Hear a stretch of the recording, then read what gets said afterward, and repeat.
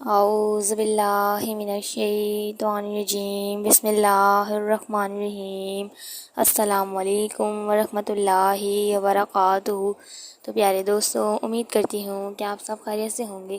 تو دوستو، آج میں آپ کو اس بیان میں شوہر اور بیوی کے بارے میں بتاؤں گی کہ شوہر کو بیوی کے لیے کیسا ہونا چاہیے۔ تو دوستو، اس بیان کو سننے سے پہلے ہمارے یوٹیوب چینل کو ضرور سبسکرائب کر دیجیے گا اور ساتھ ہی بیل آئیکن کو بھی پریس کر دیجیے تاکہ آپ کو ہماری آنے والی ویڈیوز کا نوٹیفیکیشن ملتا رہے۔ ایک شخص امیر المومنین حضرت سیدنا فاروق اعظم رضی اللہ تعالیٰ عنہ کی بارگاہ میں اپنی بیوی کی شکایت لے کر حاضر ہوا۔ جب دروازے پر پہنچا تو ان کی زوجہ حضرت ام کلثوم رضی اللہ تعالیٰ عنہ کی غصے کی حالت میں بلند آواز سے گفتگو کرنے کی آواز سنائی دی۔ جب اس شخص نے یہ ماجرا دیکھا تو یہ کہتے ہوئے واپس لوٹ گیا کہ میں اپنی بیوی کی شکایت کرنے آیا تھا، لیکن یہاں تو خود امیر المومنین بھی اسی مسئلے سے پریشان ہیں۔ بعد میں حضرت سیدنا عمر فاروق اعظم رضی اللہ تعالیٰ عنہ نے اس شخص کو بلوا کر آنے کی وجہ پوچھی۔ اس نے عرض کی، حضور، میں تو آپ کی بارگاہ میں اپنی بیوی کی شکایت لے کر آیا تھا، مگر جب دروازے پر آپ کی زوجہ محترمہ کی گفتگو سنی تو میں واپس لوٹ گیا۔ آپ رضی اللہ تعالیٰ عنہ نے فرمایا کہ میری بیوی کے مجھ پر چند حقوق ہیں جن کی بنا پر میں اس سے درگزر کرتا ہوں۔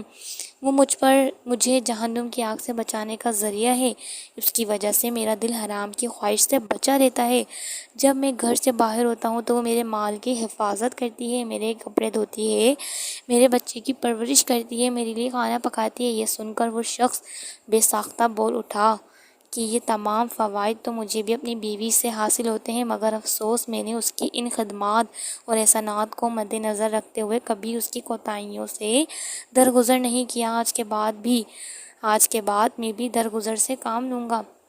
میٹھے میٹھے اسلامی بھائیوں، اللہ عز و جل نے مرد اور عورتوں کو جنسی بے راہ روی اور وسوسہ شیطانی سے بچانے اور انسانی نسل کو بڑھانے اور قلبی سکون کی فراہمی کے لیے انہیں جس خوبصورت رشتے کی لڑی میں پرویا ہے وہ رشتہ ازدواج کہلاتا ہے۔ یہ رشتہ جتنا اہم ہے اتنا ہی نازک بھی ہے، کیونکہ ایک دوسرے کے مزاج کے خلاف باتیں برداشت نہ کرنے، درگزر سے کام نہ لینے اور ایک دوسرے کی اچھائیوں کو نظر انداز کر کے صرف کمزوریوں پر نظر رکھنے کی عادت زندگی میں زہر گھول دیتی ہے، جس کے نتیجے میں گھر جنگ کا میدان بن جاتا ہے، جبکہ باہمی تعاون، خلوص، چاہت اور درگزر اور تحمل مزاجی زندگی میں خوشیوں کے رنگ بکھیر دیتے ہیں۔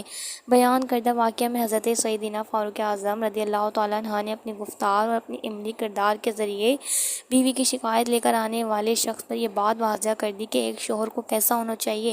آپ رضی اللہ تعالیٰ عنہ نے اس شخص کی جو مدنی پھول عطا فرمائے ان سے یہی درس ملتا ہے کہ شوہر کو عفو و درگزر، بردباری، تحمل مزاجی اور اعلیٰ ظرف جیسی خوبیوں کا پیکر ہونا چاہیے۔ واقعی اگر شوہر اپنی بیوی کی اچھائیوں اور اس کے احسانات پر نظر رکھے اور معمولی غلطیوں پر اس سے درگزر کرے تو کوئی وجہ نہیں ہے کہ اس کا گھر خوشیوں کا گہوارہ نہ بن سکے، مگر افسوس آج کل میاں بیوی کے درمیان ناچاکیوں اور لڑائی جھگڑوں کا مرض تقریباً ہر گھر میں بن چکا ہے، جس کے سبب گھر میدان جنگ بن چکا ہے۔